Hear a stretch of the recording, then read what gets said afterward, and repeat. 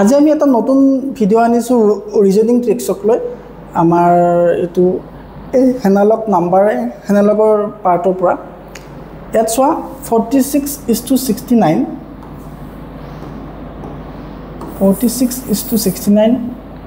আৰু ইয়াতে 52 কি হ'ব এইটো ফাইন কৰিব লাগে আচ্ছা এনেকুৱা ধৰণৰ ৰিজনিং ট্ৰিক্স বা এনেকুৱা ধৰণৰ ৰিজনিং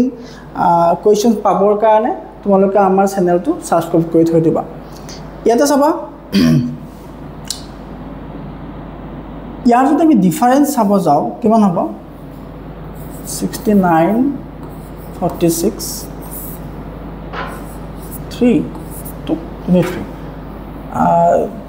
23 আৰু ইয়াত যদি আমি ডিফাৰেন্স চাব যাওঁ এনেকুৱা ধৰণৰ আমি কোনো ধৰণৰ নাম্বাৰছৰ পৰা আমি মাইনাছ কৰিলে 23 পোৱা নাযাব ঠিক আছে তেতিয়াহ'লে আমাৰ ইয়াত ট্ৰিক্সটো কি হ'ব আমি এনেকুৱা ধৰণৰ সামত কি হয় প্ৰত্যেকটো সামত ট্ৰিক্সবোৰ বেলেগ বেলেগ সো ট্ৰিক্সবোৰ ফাইন্ড আউট কৰাটো অকমান মুশকিল আছে সো এতিয়া আমি কি কৰি চাব পাৰো আকটা আমাৰ কাম এটা কৰি চাব পাৰো এই 46 টো আমি 2 ৰে ডিভাইড কৰিলো কিমান পাম 23 এতিয়া 23 টো যদি আমি 46 ৰ লগত প্লাস কৰো কিমান হ'ব 69 ঠিক আছে এবাৰ মিলিছে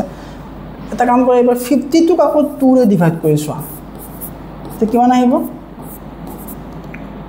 26 তে 56 ৰ 52 ৰ লগত 26 টো প্লাস কৰা ৰিজাল্ট আহিব 78 এইটো কিন্তু আমাৰ অপচনত আছে